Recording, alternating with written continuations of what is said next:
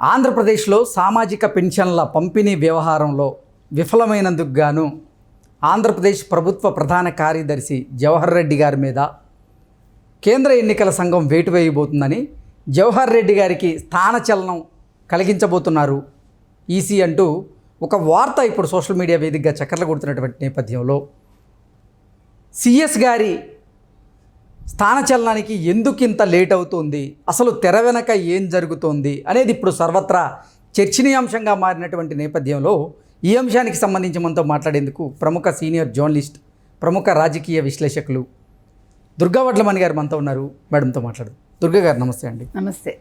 ఆంధ్రప్రదేశ్లో సామాజిక పెన్షన్ల పంపిణీ వ్యవహారంలో విఫలమైనందుకు గాను కేంద్ర ఎన్నికల సంఘం ఆంధ్రప్రదేశ్ ప్రభుత్వ ప్రధాన కార్యదర్శి అయినటువంటి జవహర్ రెడ్డి గారి మీద వేటు వేయబోతోందని, జవహర్ రెడ్డి గారికి స్థానచలనం కలిగించబోతోంది కేంద్ర ఎన్నికల సంఘం అంటూ కొన్ని వార్తలు సోషల్ మీడియా వేదికగా చక్కర్లు కొడుతున్నటువంటి నేపథ్యంలో ఇప్పుడు అసలు సిఎస్ గారి మార్పు ఎందుకు ఇంత ఆలస్యం అవుతోంది, అసలు తెర వెనక ఏం జరుగుతోంది అనేటువంటి ప్రశ్నలు అయితే ఉత్పన్నమవుతూ ఉన్నాయి.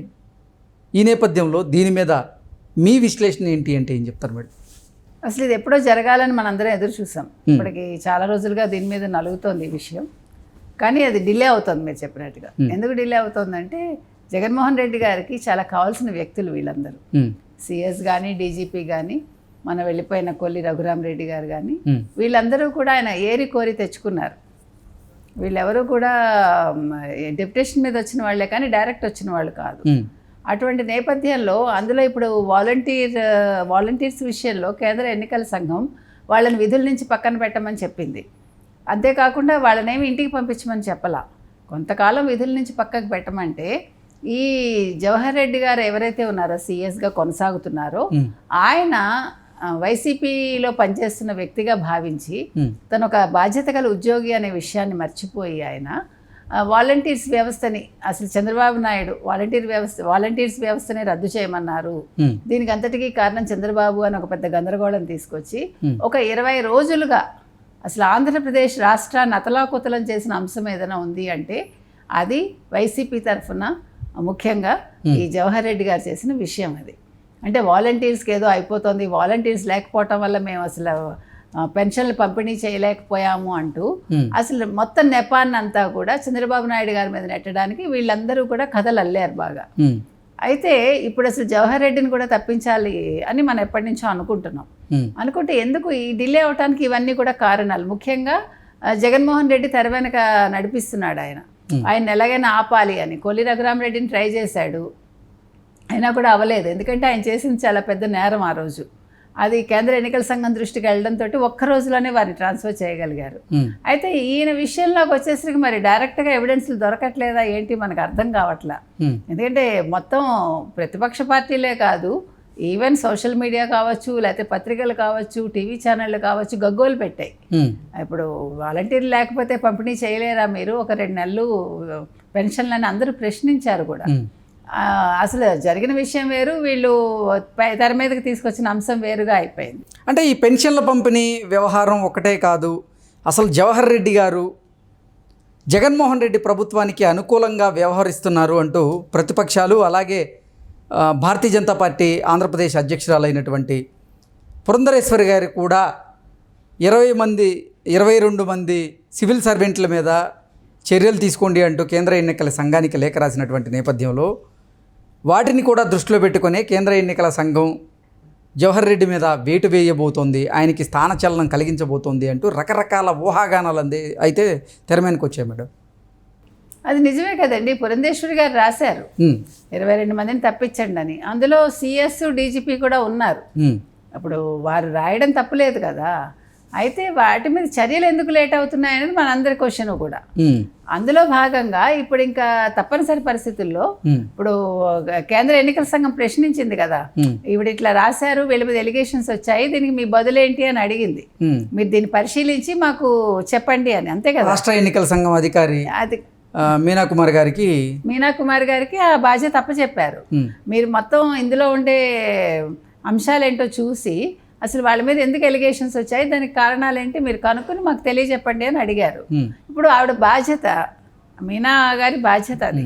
ఆ బాధ్యతలో భాగంగా ఇప్పుడు మరి వాళ్ళు ఇంకా ఇచ్చారో లేదో అంటే ఇచ్చుండొచ్చు, రిపోర్ట్ వెంటనే ఇవ్వాలి కదా. రిపోర్ట్ ఇచ్చినప్పుడు ఇప్పుడు ఈ జవహర్ రెడ్డి చేసిన వ్యవహారాలన్నీ తెర మీదకి వచ్చి ఉంటాయి.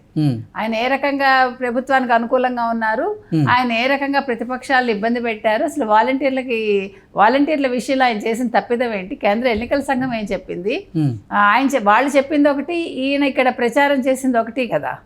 అది ఇవన్నీ కూడా మరి రాసి తీరాలి, న్యాయంగా అయితే మీనా గారు రాసి తీరాలి కేంద్ర ఎన్నికల సంఘానికి, సిచ్యువేషన్ ఇది ఇట్లా జరిగింది కాబట్టి వీరి బదిలీని వారు కోరారు అని. అది ఒప్పుకోవడం వల్ల ఒక 2-3 రోజుల్లో మరి సిఎస్ని బదిలీ చేస్తారనే వార్తలు అయితే మనకు వచ్చాయి. సిఎస్ని బదిలీ చేస్తే నెక్స్ట్ ఎవరు వస్తారు అనేదే కదా మన క్వశ్చన్.